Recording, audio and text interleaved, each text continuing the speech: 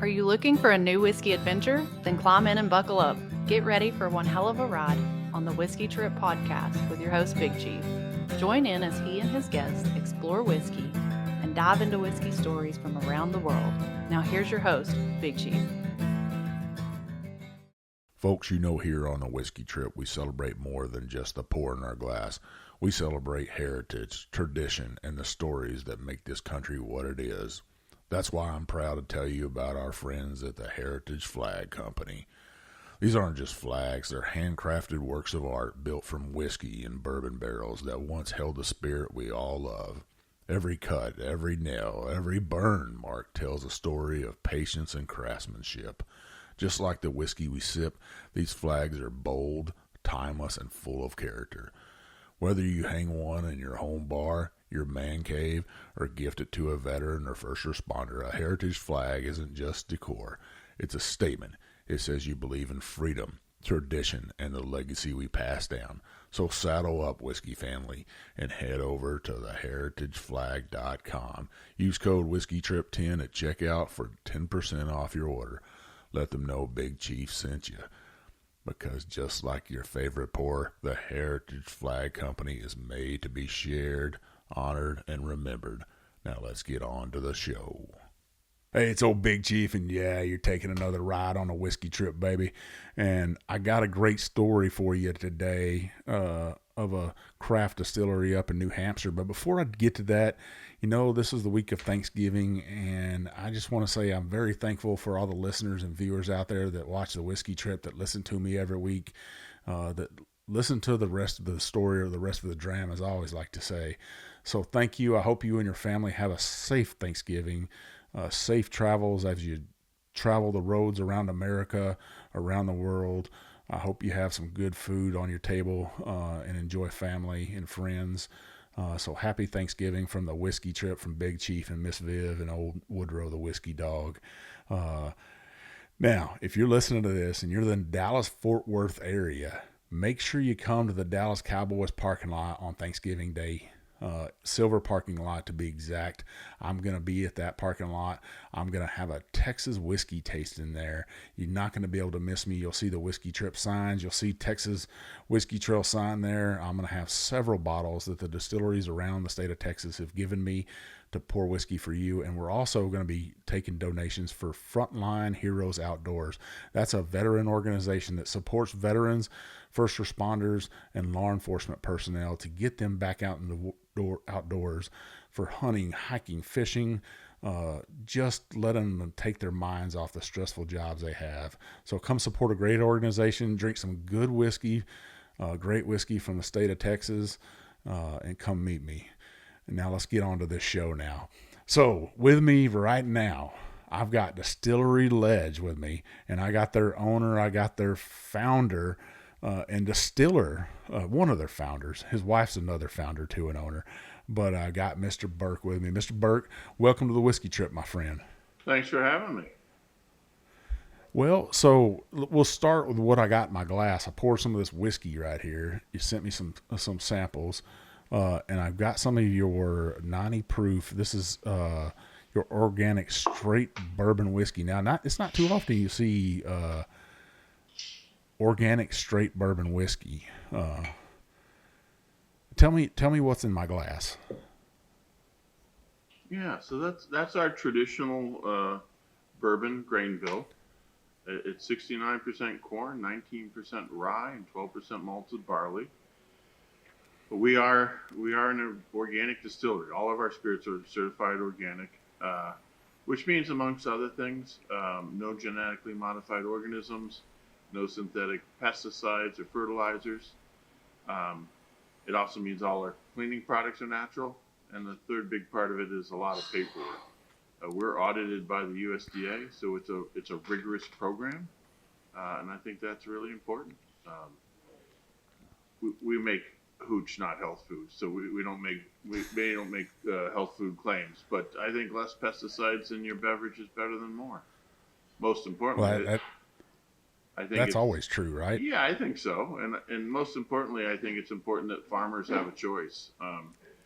there's been too many farmers getting sick from dealing with the chemicals, and until they have a marketplace for their grains, they don't really have a lot of options. So we use organic grains, and we work really closely with our farm partners, and we make a real grain-forward whiskey. Hopefully you can taste This is all definitely those that 69% corn would give you that really, really kettle corn taste to me, especially because you guys got that big old pot still behind you there. Definitely, it reminds me of a country fair that you might see up in New Hampshire and stuff. Now, Cathedral Ledge, you see me rocking this hat right here. Yeah, looks good on you. No pun intended, rocking this ledge, this Cathedral Ledge hat. But tell me about Cathedral Ledge, and why did you pick the name Cathedral Ledge, and how did you get started in this? Sure.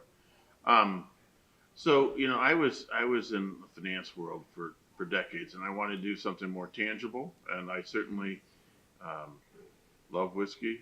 My wife and I really love cocktail culture, and we thought of a bunch of different things to do, but kept coming back to starting a distillery. I knew I wanted to do it in a barn. That was always part of the vision. And so we spent a good bit of time trying to find the right barn, right condition, right size, right zoning, and of course you need great water. And I spent, over a year looking for a place to site this, and I just couldn't get all of those elements lined up. And there was a piece of land that wasn't being utilized.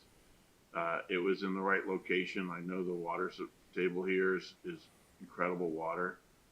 And I actually looked up the owner and the tax records and started talking to him until he agreed to sell it to me because it wasn't for sale. But when we had the idea, we didn't name the project because we didn't know where we were going to be. So, we just had this generic name for it. And when we finally got into this conversation with the fella, the land was overgrown with sumac. And so one day my wife and I started walking the lot, and we're pushing through this sumac that's so thick you can barely get through it. And we get to the back edge of the property, and you push the last bush out of the way, and there's basically a drop off down into the Saco River, and across the valley is Cathedral Ledge. It's just right there in your face. And my wife said, well, I guess we know what we're going to call it. So that's how, it's a long story, but that's how we named it. It was kind of self-evident what it should be called once we found the lot. Well, that ain't no bullshit story. That's the real story of how it happened. I love it. That you didn't try to dig up some ancient history and be like, well, before Prohibition here in New Hampshire, there's these rednecks out in the woods, and we wanted to follow that tradition. And I love that it was you and your wife that stumbled upon this and stumbled upon that view. And then I haven't got to come up there and visit, but looking at the photos of your distillery, to me, post and beam construction, old school New Hampshire, New England barn style, with a widow's peak at the top, is so fitting for that region. Yeah, it is. And, I grew up in a timber frame home that my parents had built. My father helped a lot of his neighbors shore up some old barns that were showing their age. And so I just love barns. And we couldn't find an old one, but we had a real traditional timber framer do this one for us. And I'm thrilled to be here. I knew I'd be here a lot, and I wanted to be in a space that I could just enjoy. And we're thrilled the way the barn turned out. Well, I think it's beautiful. And the Widow's Peak, folks, just to give you a little nautical history, a lot of houses up on the New England coast would have widow peaks, and the New England area was known for having tall ships and sailing ships and whaling ships, and those widows would be able to go up that Widow's Peak. It was kind of like a glassed-in room at the very top of the house. They could go up there if they had money and their husbands were captains. They'd build them that room, and they could go up there and look for their husband to come home every day. and sell into the harbor. So I love that you guys put that detail into there, and it kind of takes me back from my time up in Booth Bay Harbor, Maine, when I was stationed up there in the Coast Guard. And a lot of houses, a lot of barns have that detail into it. But the distillery itself looks beautiful. What kind of still are you guys running right now? So it's a 300-gallon pot still. It's steam jacketed, and you can see stainless steel on the bottom and copper on the top. Made out in Oregon by Bridgetown Brew Systems. I should know that. I just drew a blank there for a second.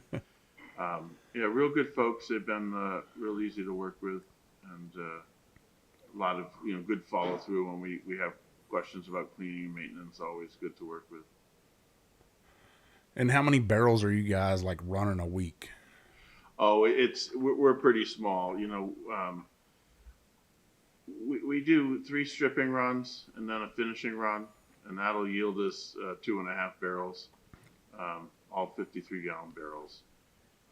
And right now we're running 4 days a week. We're running out of space. I got to build another barn, but they don't come easy, so I got to plan that out a little bit.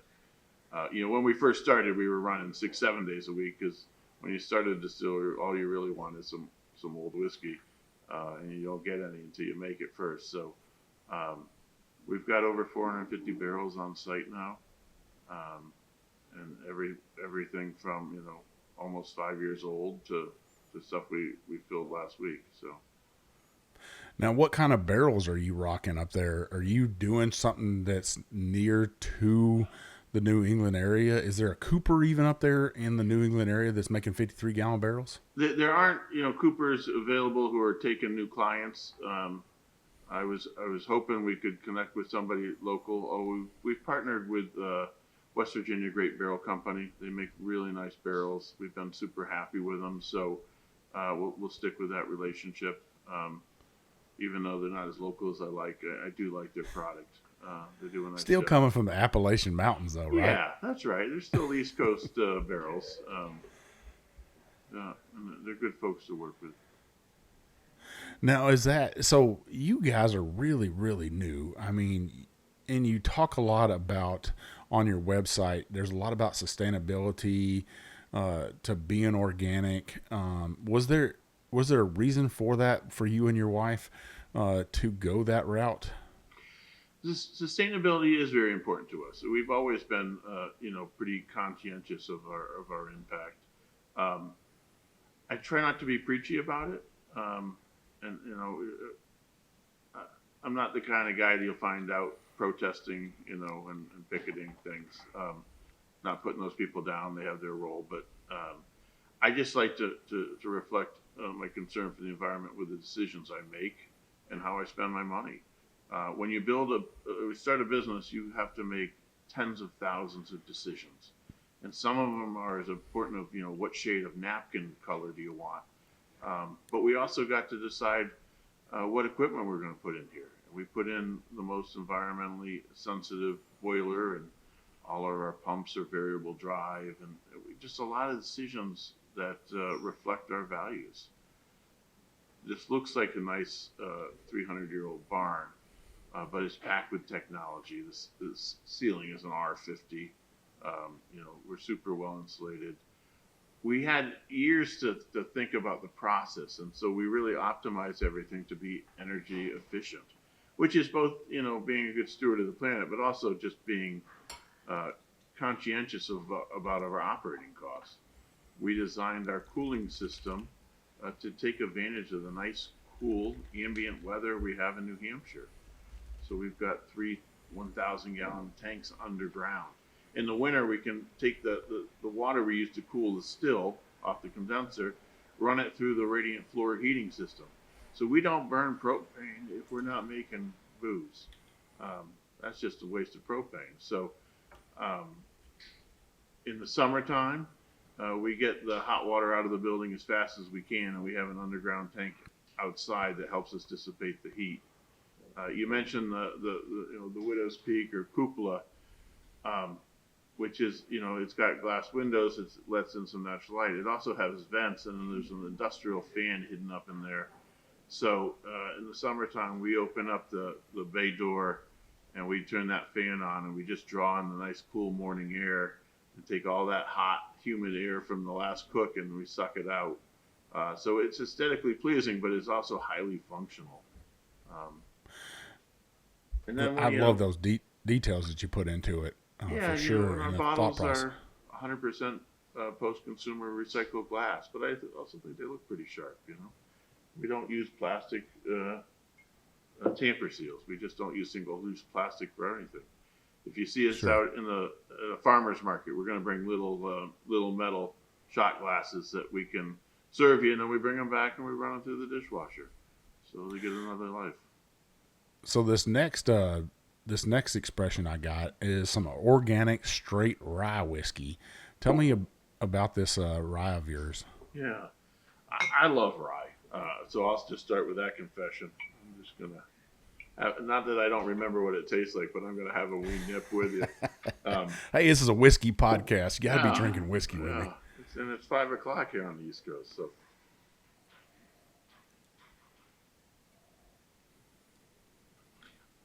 I like to describe it as a civil rye.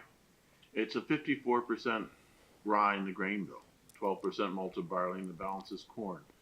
So, rye by definition is over 50%, but there's guys out there pushing 90 to 100%, and if you like that, great, enjoy it. It's your cocktail.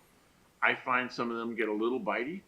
I like this balance. You can sip it.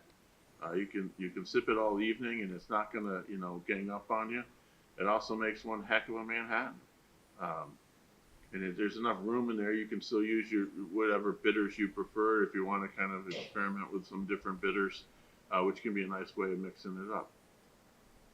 Now, to me, it is a little not odd. It's just I would have thought that you would have went with a 95.5, a more of a European rye, German rye style rye on the East Coast, because typically that's what would have been made up there as a 95.5 versus what we're drinking right now. This is more of that Kentucky style rye to make it more palatable to bourbon drinkers. But I always say, drink what you like. And a distiller that doesn't make whiskey he doesn't like, then there's something wrong with that, I think. Yeah, I agree completely. In fact, drink what you like is probably the thing I say the most when I'm out in the field meeting people. And like I said, I don't want to put down the folks who make a much higher mix of rye. It's just a different expression, and it has its role. But I went from living in the woods where I meet 5 or 6 people a year. I'm not an extrovert. I'm not a natural salesman. I'm not going to be able to sell something I don't believe in. So I make products I like, and I'm happy to talk about them because they resonate with me as a consumer. Well, I am an extrovert, Mr. Burt. I'm a salesman. I love to sell people a story. I guess that would be my talent. Is I want to sell you a story today, sir. But I want to sell you this story of distillery or Cathedral Ledge, and tell you about this distillery up in New Hampshire. But this rye right here is beautiful. What is the aging process up there? Do you guys have a traditional rickhouse? How are you storing your barrels to age them? Yeah, so we don't have a traditional rickhouse. The floor of the distillery as well as the loft are full of barrels. But we also have a second building, which is functionally it's our rickhouse. We're stacking these 2 to a rack and 4 racks high, and that's just packed solid. I had to get one out yesterday from the back corner. I played barrel Tetris for a solid 3 hours. It'd be nice to have a more conventional rickhouse for the efficiency, but we got to all work with what we can. We do rotate them a bit. Certainly, the barrels inside the distillery, we can easily have a 40+ degree temperature swing in the building every day. We'll have these nice cool mornings.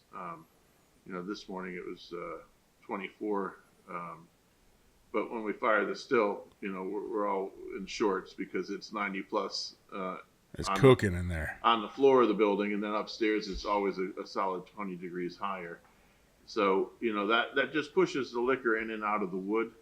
And so things age a little faster than they would in some of the more traditional, we think of Kentucky, we think of Scotland. They don't have as dramatic of a swing. And when you have you think of one of those massive brick houses in Kentucky with 6 stories and they're big as a football field. That's a lot of thermal mass. So even if it gets hot and cold outside, the barrels on the inside of the building don't experience the same change. And so things age a little more slowly. Certainly, Texas distilleries, things mature more quickly. And that's just a reflection of their environment. So we do some rotation. We don't guarantee we're going to rotate every barrel through every position in the facility. That's a lot of work and unnecessary risk. Moving barrels is not easy, and things can go wrong if you're not really patient and diligent about it. So we also just acknowledge that different batches will come out a little bit different. Some of my brethren who dump 6 million barrels a year, they can blend things and have a consistency that is spot on, and I commend them for it. We're smaller, we're more crafty, and we try to we try to show that. I don't know if you can see that, but every bottle has its batch number stamped on it. So you got some 25 green for rye. So it was aged 25 months. But we have a system of tracking it because of the green ink and the age statement combination. We can track every batch. And if you really like 25 green, but it wasn't, but 25 black wasn't your favorite, well then make sure you look for it when you go back to your favorite retailer. Now, is there a goal consistent. What's that? Is there a goal to get your whiskey older, above a certain age? There's certainly a goal to offer older whiskey, and we're proud to be able to say that starting this spring, we have our 3 main grain bills available as bottled and bond.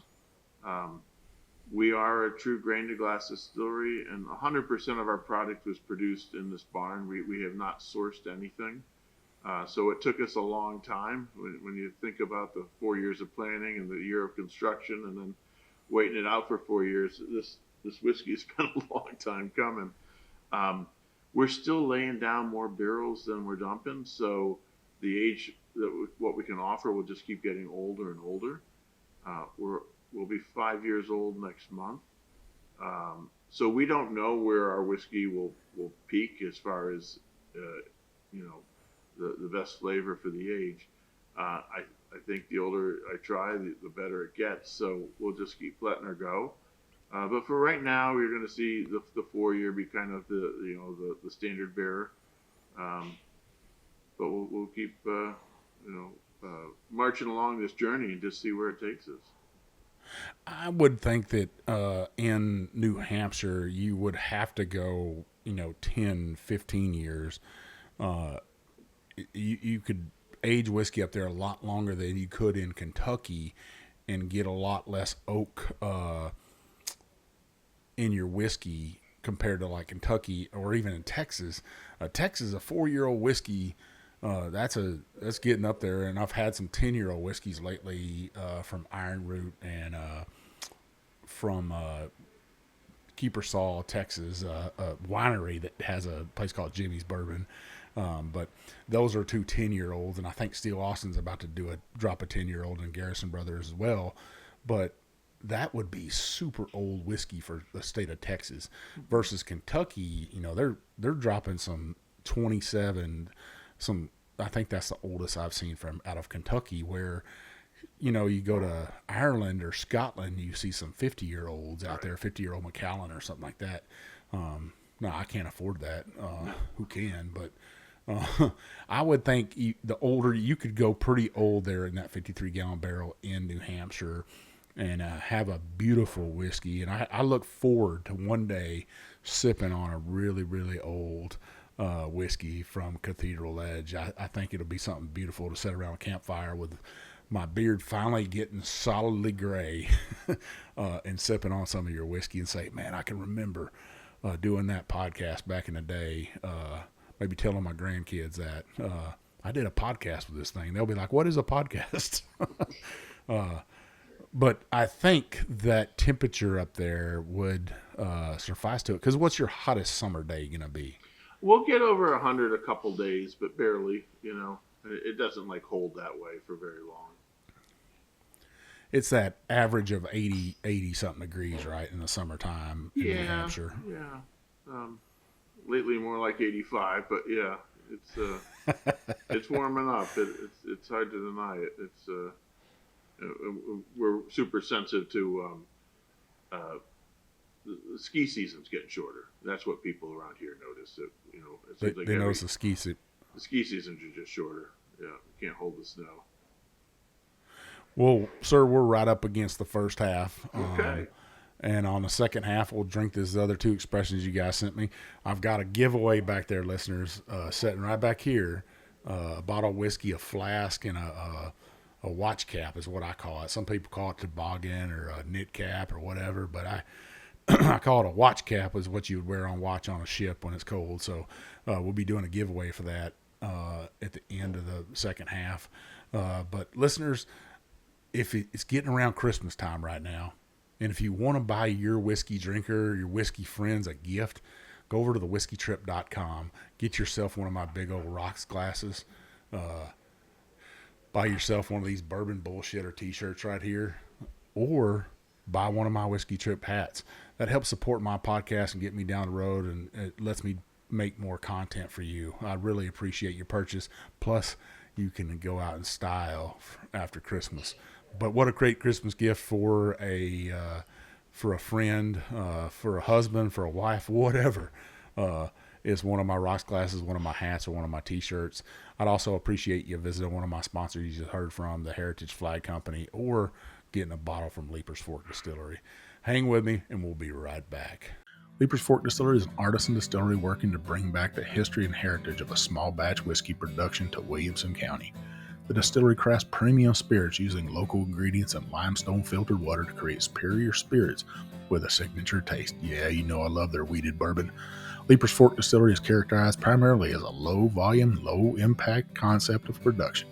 They are excited and honored about bringing back a lost art and industry to a county that always puts its history and heritage at the forefront.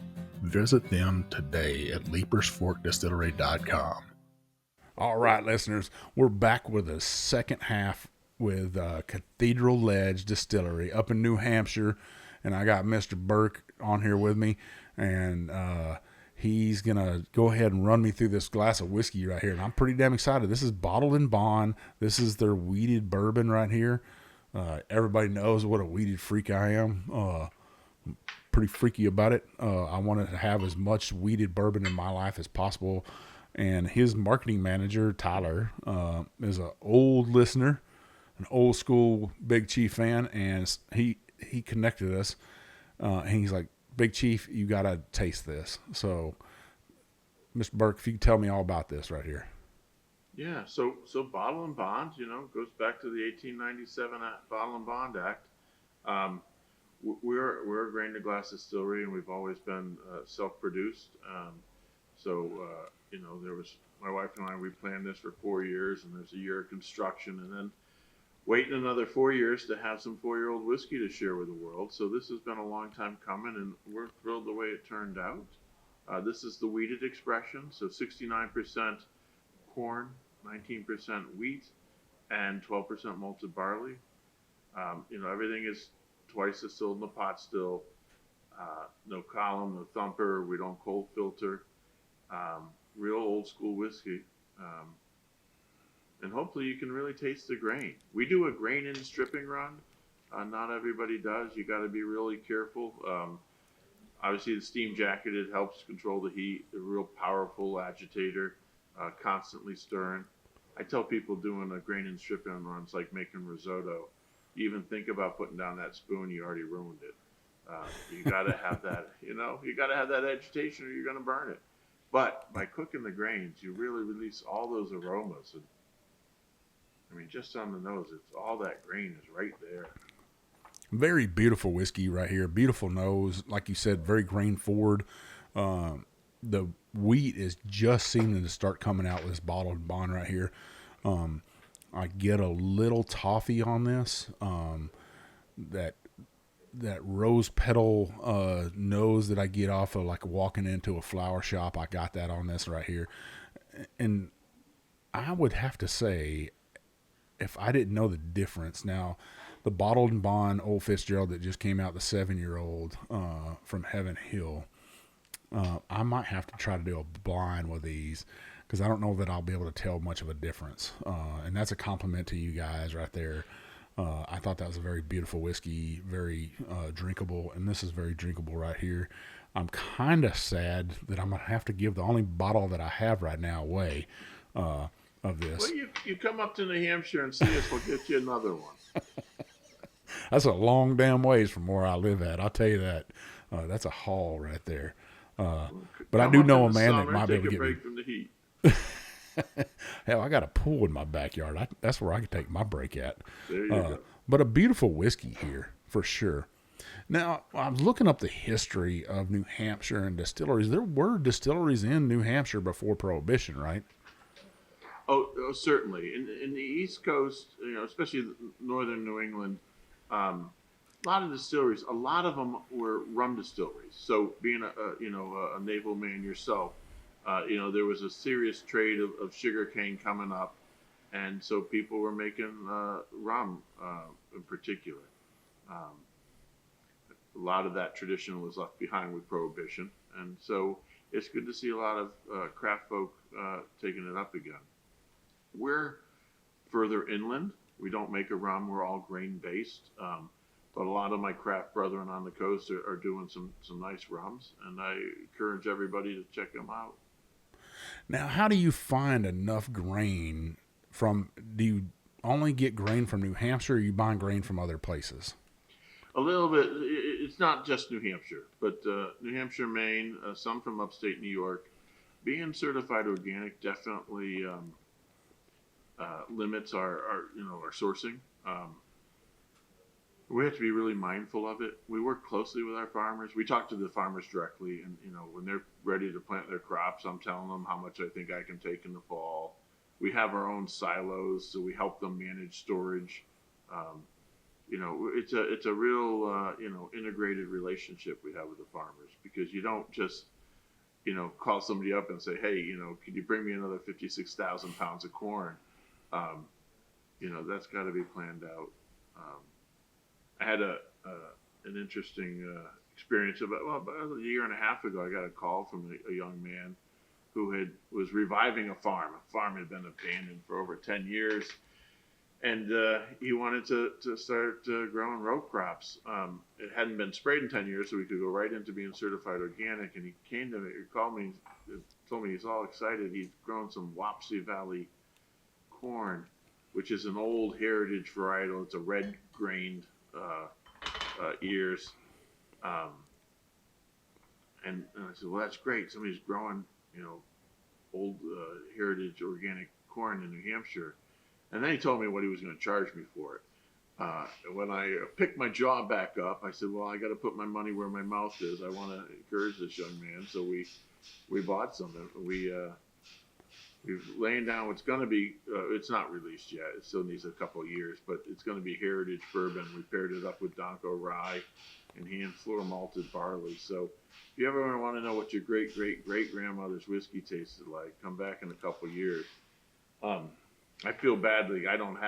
Tyler didn't send you any of this because I tasted it for the first time yesterday. I'm really excited. This is only 18 months old. We'll probably wait it out till it's 4, but it's a pretty exciting project, and it happens because we're willing to work with a local farmer and give them a chance and try something different, and I can't wait to share it with the world. Isn't that exciting that you can make something and the excitement is just building over the years and stuff, and then you have the patience. It's like woodworking, right? I've always found with working with wood, if you rush it, it's not going to be beautiful.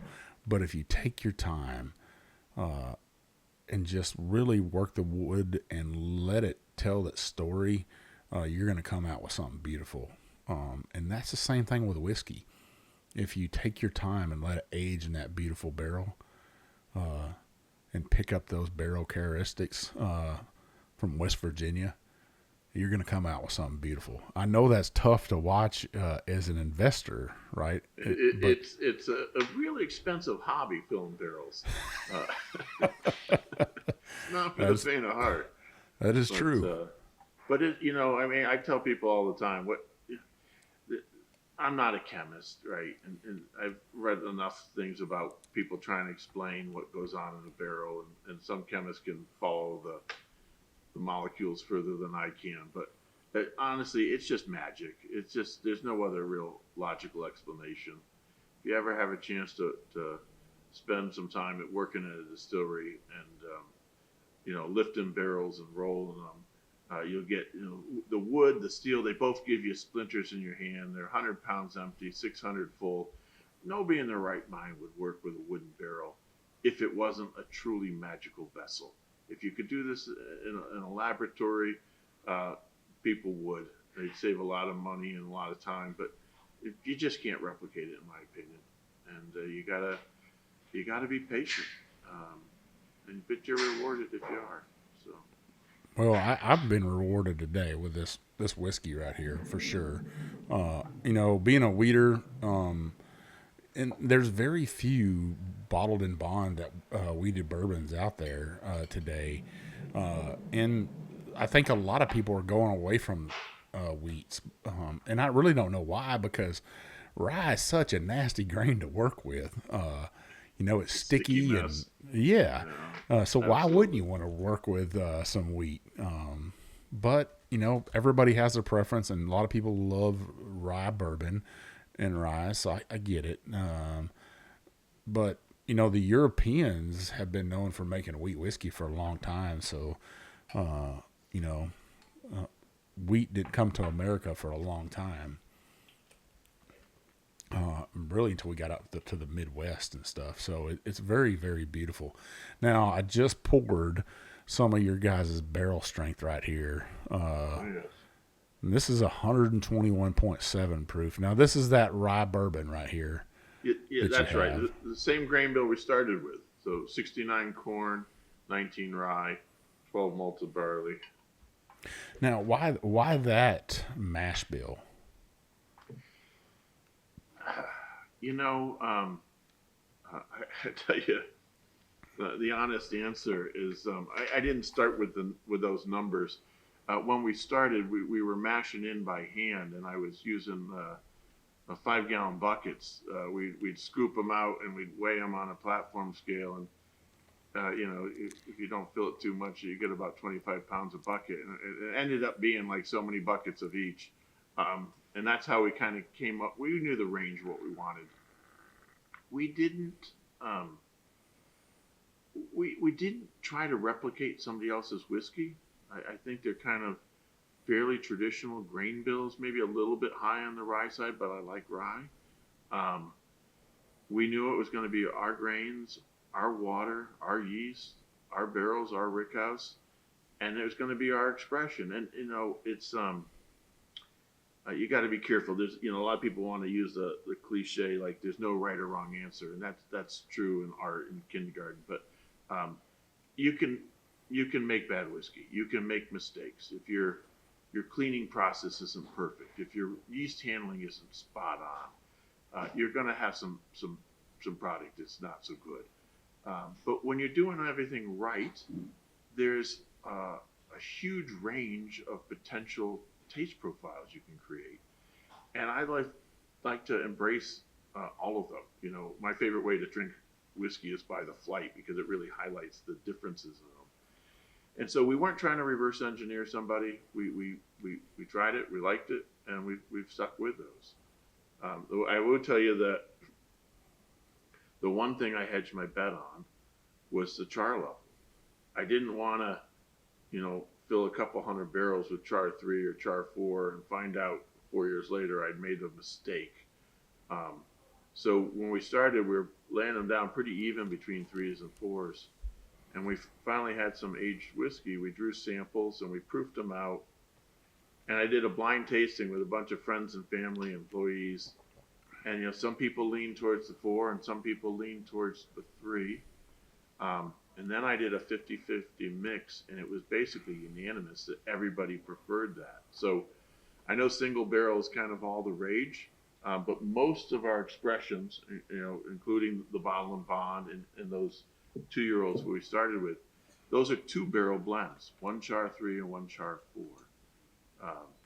And we just found that that's what works well with our grain bill.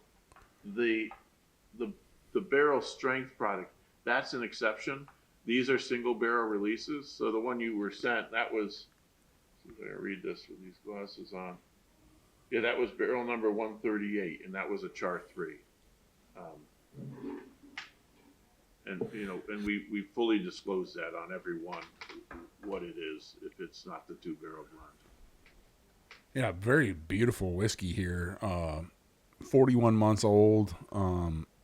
I can't wait to see as it ages and stuff. And that's a beautiful thing about my job, is getting to taste whiskeys and then going back and revisiting distilleries and seeing how their whiskey's aged and how it's changed. And it's always fun to pull out a bottle that they first sent me and then go back and retaste it and compare the two and say, man, what a big difference. What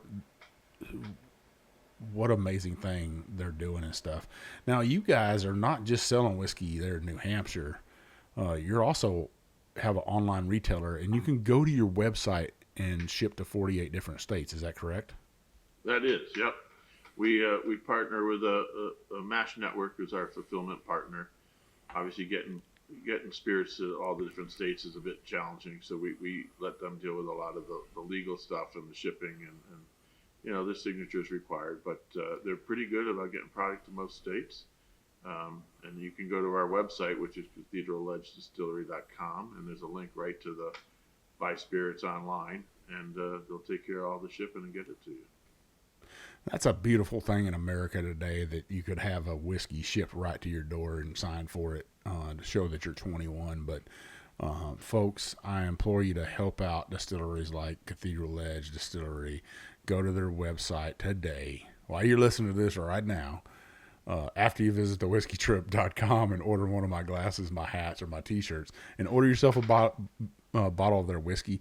You can pour it in a Whiskey Trip glass and truly enjoy a craft distillery, and it's organic. If that matters to you, and you're also gluten-free, you really didn't push that a whole lot. Tell us about being gluten-free. Well, so you probably know most distilled products should be gluten-free, as long as you don't somehow reintroduce it. Because gluten's a protein, and it's like if you boil dirty water, the water leaves and the dirt stays in the pot, and basically the gluten's going to stay in the pot still, and the alcohol vapor is going to leave. But you got to be careful with your grain handling.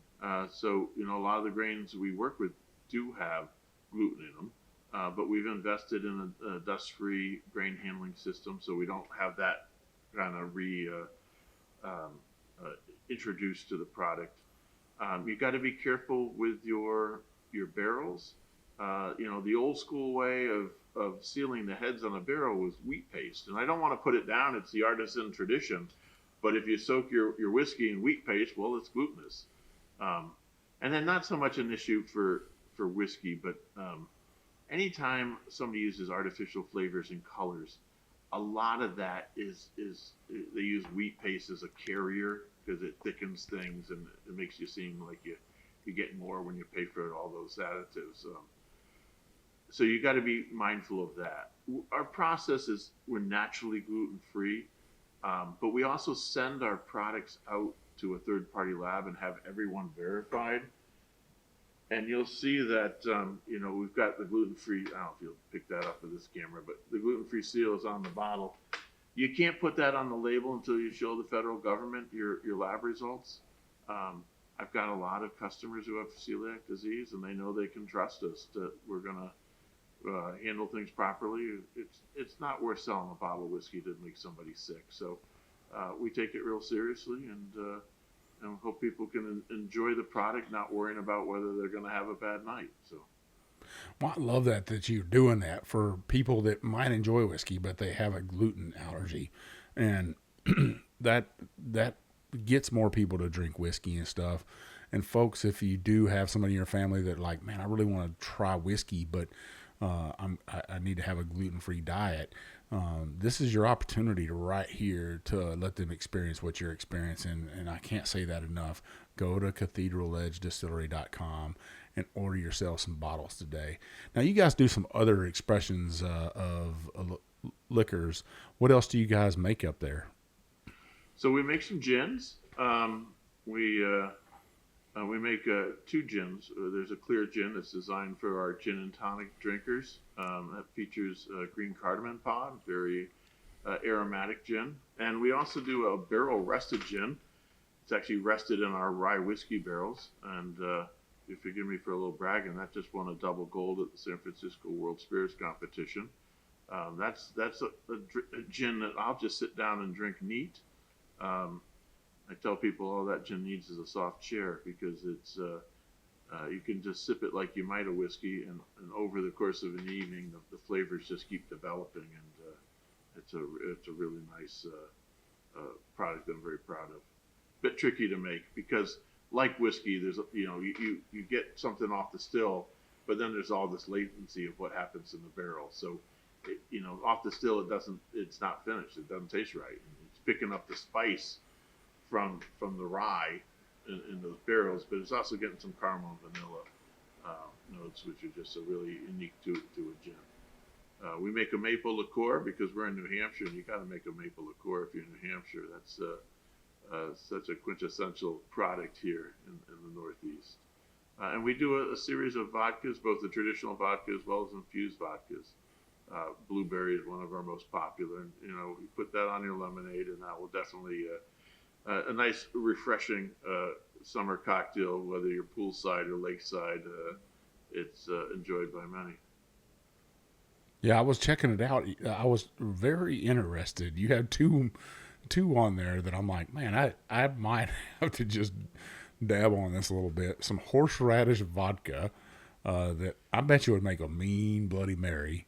That's where most of it ends up. Yep. It's great with seafood too. I've done martinis when we're having scallops, but most of it ends up in a Bloody Mary, and it definitely has a cult following, because once you have your Bloody Mary with that, it's hard to enjoy one without it. It's made with real horseradish. We buy it 50 pounds at a time. We hand peel it and trim the ends, and I wheel the food processor out into the yard, even in the dead of winter. It takes me about 2 hours to work 50 pounds through, and I cry like a baby the whole time. But I like to think I'm saving marriages, right? Everybody gets their Bloody Mary the way they like it, and if you muddle horseradish in your kitchen, it's kind of like frying fish. Everybody smells it for 3 days, so you don't have to stink up the house. Everybody gets their Bloody Mary the way they want, and everybody's happy. So the other one to do it for you. I might have to get a bottle of that, and because I got some horseradish hot sauce that pairs perfectly in a Bloody Mary. But the other one I really looked at, and I was like, man, I probably could drink that, is the fig vodka. I was like, man, that might be pretty nice to try. Yeah, it's a nice product, and that's we don't. So we don't use artificial flavors, colors, preservatives, or sugars in anything we make. When people have flavored vodkas, they're often expecting artificial flavors and sweeteners, but we just don't use them. It's just not who we are. With fig, we use 58 pounds of Turkish and Black Mission fig in every batch. There's enough sweetness in the fruit that you can just sip that on the rocks. It makes a great fig mule. There's enough fig flavor. It's going to stand up to even a pretty robust ginger beer.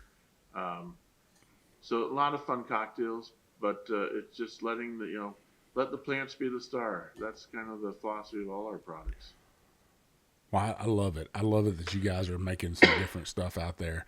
Now, we got this giveaway here, Mr. Burk, and and I want to do a great giveaway for you guys, but I'm going to turn around right here. We got this hat. I probably couldn't put it on my big old fat head, but you check that out right there. That hat, this beautiful flask right here. I don't know if they'll let that into a Patriots game, but I'm sure they will. Stick it in your back pocket.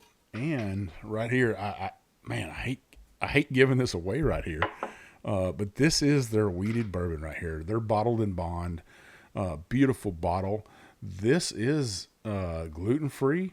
It's organic, but we're going to give this away right now, or later this week, folks. You know what I'm talking about. But before you enter, you got to be 21 and you got to reside in the United States. But what we're going to do for this giveaway here is all week on all the social media platforms, I'll be posting about this giveaway. My beautiful niece, Mackenzie, she'll make up some posts for me. And if you haven't checked out Mackenzie, check out Kenzie's stuff on Instagram. I really appreciate her doing my videos and stuff. But what we're going to do for this all week long, you tag 4 friends. You post an emoji of a rock for that Cathedral Ledge right there. You follow Cathedral Ledge. Their CL Distill on Instagram and on Facebook. Make sure you check them out. I think they're Cathedral Distillery on Facebook. But find them on Facebook. Find them on Instagram, tag them, follow the Whiskey Trip all week long as well, and then share the post with a story on your own page. Share this podcast episode, but do those 4 or 5 things for me. At the end of the week, what I'll do is I'll pick a winner on Monday evenings. You know how I do. I'll post this, and we'll get a winner picked, and I'll ship it out to you. I really appreciate your support and stuff, and I know Mr. Burk appreciate your support for this podcast right here, for his distillery, and telling the world about this craft whiskey he's making up there that's organic and gluten-free. I mean, I don't know that I've ever heard that in a distillery before. Something truly different right there. And he's making his own mash bills up there. It's not Kentucky. It's not Tennessee. It's not Indiana. It's not Texas. It's New Hampshire whiskey. And that's something to be proud of. So, Mr. Burk, I appreciate you coming on the Whiskey Trip, sir. You got any last words for my listeners out here, my viewers? Well, first of all, thank you for having us. I think the one thing we didn't really talk about is our water. Our water literally runs off Mount Washington, flows through our backyard. We don't filter our whiskey water. We leave all the minerality in it. And water is a big part of whiskey. And, our brethren in Kentucky talk about their limestone water, and that gives you a certain taste. And granite-laden water gives you a different taste. And I encourage people to check it out. Now, some people might not know what Mount Washington is. I know what it is because I drove up that damn thing. It is the tallest point on the East Coast. It also has the highest confirmed wind speed up there, and I believe it is the coldest place in North America, if I remember right. Yeah, certainly the first 2 I know are. I'm not sure about the third point there. I wouldn't debate it. It's awfully cold. It's been covered in snow for weeks already. Yeah, and in fact, they just had a couple dozen hikers who left the base in shorts, and they got to the top, and they had to call on the helicopter rescue. It's not to be taken lightly. As you say, it's got the worst weather in the world with those wind speeds. Yeah, I think LL Bean, they test all their gear there to make sure it's good. They do. There's a weather station at the top, and they're all wearing LL Bean clothes to make sure it doesn't blow off them before they sell it to common folk. Well, Mr. Burk, welcome to the Whiskey Trip family. Your family now. I always say that. Listeners, make sure you go to Cathedral Ledge Distillery.com. Order yourself some whiskey. Order yourself some merch today. Heck, maybe you wait and see if you win this bottle of whiskey, that cap and that flask right there. I got some other little goodies to stick in there as well. So make sure you put in for this giveaway. You don't want to miss it. You never can tell what Big Chief's going to stick inside that box. But, thanks again, Mr. Burke, for coming on here. Listeners, you know where you can find old Big Chief at. You can find me on Instagram, Facebook, TikTok, and now YouTube. Hit that subscribe button. I'm trying to get some subscribers. Watch my videos and stuff. See my excitement. See me drink whiskey. See the big old whiskey bear. Come on now. But if you're listening to me, make sure you listen to Mark and Matt from the Bourbon Life on Apple Podcasts, on Spotify. Make sure you hit that subscribe button for them. If you like what you're hearing, go ahead and just drop us that 5-star review. Leave us some comments on there. Those comments, that 5-star review, opens up doors to distilleries like Cathedral Ledge. Gets great guests on my show like Mr. Burke here. And it gets great whiskey in my hands, like all these expressions he sent me. I really appreciate it. If you're leaving those comments on Apple Podcasts, go ahead and copy those and put them over on my Facebook page. I'm trying to get to 100 before the end of the year. I'm almost there. I think I'm at 92 or 93 reviews. I want to get to 100. That was my goal for the end of the year. That's my last goal that I'd have to meet, and I've gotten there. You're going to help me out, get those reviews. I really appreciate it. Don't forget to go to thewhiskeytrip.com and go shopping for those Christmas gifts. Like I said, this beautiful Bourbon Bullshitter t-shirt, one of my Whiskey Trip hats, or my big old rocks glass. And it is big because I got these giant bear paws. So I think it'll hold 100 ounces in here. I don't know. It's somewhere around there. But seriously, I appreciate you. Thanks for taking this ride with me. I love telling stories. I love bringing stories out of people like Mr. Burke here and telling you about his great whiskey. This is old Big Chief, and thanks for taking this ride with me, baby.